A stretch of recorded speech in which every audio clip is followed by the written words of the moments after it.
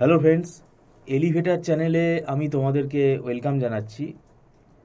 আমি আজকে যে কোর্সটা নিয়ে আলোচনা করব সেটা হচ্ছে বিটেক কম্পিউটার সায়েন্স বা ইনফরমেশান টেকনোলজি। এই ব্রাঞ্চে যারা আছো 2025 সালে যারা থার্ড সেমেস্টারে উঠলে এবার এখানে আহ, এই ব্রাঞ্চটাতে মানে এই ব্রাঞ্চ বলে না, প্রত্যেকটা ব্রাঞ্চেই থার্ড সেমেস্টার থেকে স্পেশালাইজেশন স্টার্ট হয়। তো কম্পিউটার সায়েন্স আর ইনফরমেশান টেকনোলজি ব্রাঞ্চে তোমাদের থার্ড সেমেস্টারে তিনটে খুব কম্পালসারি পেপার যেটা ভাইটাল রয়েছে আইটির পেপার, সেটা হচ্ছে অ্যানালগ অ্যান্ড ডিজিটাল ইলেকট্রনিক্স, তারপরে তোমাদের রয়েছে ডেটা স্ট্রাকচার অ্যান্ড অ্যালগোরিদম আর কম্পিউটার অর্গানাইজেশন অ্যান্ড আর্কিটেকচার। এই তিনটে সাবজেক্টের সিলেবাস কিন্তু ভাই যথেষ্ট বড়, এবং এই তিনটে সাবজেক্ট কিন্তু পরীক্ষায় যে কোয়েশ্চেন আছে আমরা দেখেছি কোয়েশ্চেনের অ্যান্সার ঠিকমতো স্টুডেন্টরা প্রেজেন্ট করতে পারে না। তার কারণ হচ্ছে যে মুখস্থ করার জন্য। আর এখন একটা জিনিস বলে রাখা ভালো যে এখন কোনো সাজেশান কাজে দেবে না, আর পুরো সিলেবাস পড়ে যেতে হবে। তো সেটা কিন্তু ব্যাপারটা খুব জটিল, কেননা আমাদের এখানে যে সিলেবাসটা আছে এটা প্রায় 9-10 মাসের সিলেবাস। কারণ অ্যানালগ অ্যান্ড ডিজিটাল ইলেকট্রনিক্স এটা কত বড় সিলেবাস, তার সাথে এখানে পুরো ম্যাথামেটিক্সের পার্ট, এটা মানে এটা পুরো ম্যাথামেটিক্যাল কনসেপ্টই এখানে বেশি। হায়ার বুলিয়ান ম্যাথামেটিক্স রয়েছে, সার্কিট থিওরি রয়েছে, সার্কিটগুলো আঁকা শিখতে হবে, ম্যাথামেটিক্যাল লজিকগুলো ইমপ্লিমেন্ট করা শিখতে হবে। এরপরে ডেটা স্ট্রাকচার পুরোটাই হচ্ছে প্রোগ্রাম, পুরোটাই হচ্ছে অ্যালগোরিদম। সেখানেও কিন্তু মানে ম্যাথামেটিক্যাল এক্সপ্লেনেশানগুলো আছে। আর কম্পিউটার অর্গানাইজেশন আর আর্কিটেকচারের মধ্যে কিন্তু ডিজিটাল ইলেকট্রনিক্সটা খুব বেশি এখানে জড়িত, কারণ ডিজিটাল ইলেকট্রনিক্সের ওপর বেস করেই এই সাবজেক্টটা তো দাঁড়িয়ে আছে।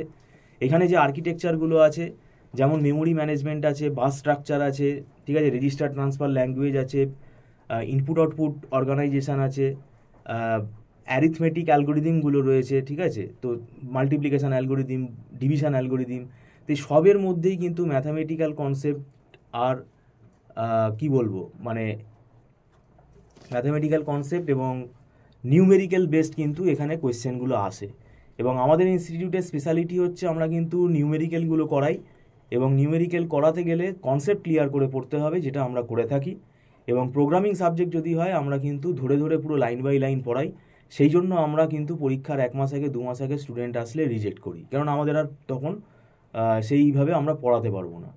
এবার ব্যাপারটা হচ্ছে স্টুডেন্ট মানে সেমেস্টার শুরু হলে ব্যাপার কনফিউজ হয়ে যায় যে কোথা থেকে পড়বো, কী বই পড়বো। সেটা হওয়া স্বাভাবিক, কোন চ্যাপ্টারটা পড়বো, কতটা পড়বো। তো এটা কিন্তু আমরা দীর্ঘদিন 9-10 বছর ধরে বিটেক পড়িয়ে আসছি, আমাদের এখানে একটা ওয়েল ফরম্যাট তৈরি হয়ে গেছে। তো সেক্ষেত্রে আমাদের এখানে যে কোনো সাবজেক্ট আমরা যখন পড়াই, আমাদের মানে সেটা যে চ্যাপ্টারই হোক না কেন, যে টপিক হোক না কেন, আমরা তার একটা আমাদের হাতে লেখা নোটস আমরা প্রোভাইড করি।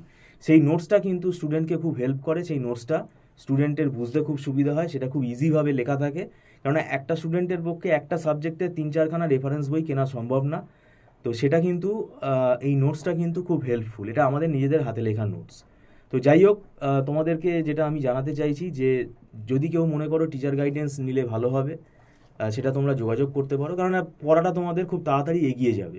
কারণ আমাদের দীর্ঘদিন পড়িয়ে পড়িয়ে অভ্যাস হয়ে গেছে, আমরা একটা ওয়েল ফরম্যাট তৈরি করে ফেলেছি।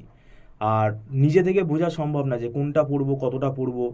আর এখানে একদম সিম্পল, আমাদের মান্থলি ফিস সিস্টেমে ক্লাস হয়, এটা অ্যাডভান্স পেমেন্ট করে ক্লাস করতে হয়, এটা নট রিফান্ডেবল।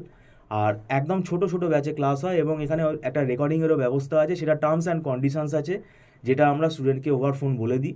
আর আমি বলবো তোমরা এখন থেকেই পড়া শুরু করে দাও। যারা অ্যাডমিশন নিতে চাইছো আমাদের ইনস্টিটিউটে, তারা ডেসক্রিপশানে ফোন নাম্বারে আমাদের সাথে যোগাযোগ করতে পারো। ভিডিওটা সম্পূর্ণ দেখার জন্য তোমাদেরকে আমি ধন্যবাদ জানাচ্ছি। Thank you so much.